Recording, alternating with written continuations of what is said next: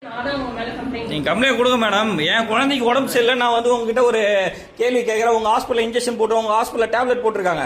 நீ என்ன கேட்க எப்படி இங்க போறாங்கன்னா உங்களுடைய ஹாஸ்பிட்டல் இருக்கிறத நீங்க எப்படி நீங்க அலோட் பண்றீங்க? வந்து 1 ஹவரா வெயிட் பண்றோம். 10 மணிக்கு வரீங்க, ஸ்கூலுக்கு போற புள்ள 9 மணில இருந்து வெயிட் பண்றாங்க. 2 மணி நேரம் ஓபி பார்த்துட்டீங்க. எல்லாரும் அரசியல் செல்வாக்கோட கிளம்புற டாக்டர்லாம் ஓ இருக்காங்க. அதெல்லாம் நீங்க பேச வேண்டாம், புரியுதுங்களா? என்ன பேசுறீங்க? ஒரு குழந்தைக்கு வெயிட் பண்ணி உங்களுக்கு பார்த்தனா நீங்க வந்து உங்களுக்கு அறிவு இருக்கா கேக்குறீங்க. உங்களுக்கு எங்க வேணா போய் சொல்லுங்க, யாரு என்ன கம்ப்ளைண்ட் பண்ணீங்கன்னு சொல்றீங்க. இதுதான் நீங்க பேசுறதா?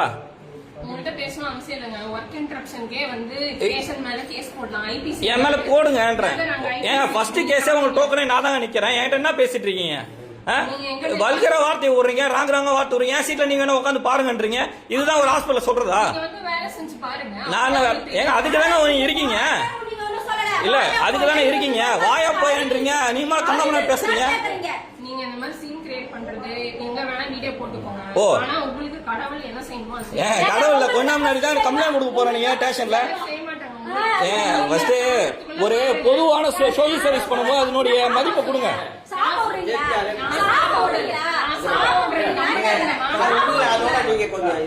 நீங்க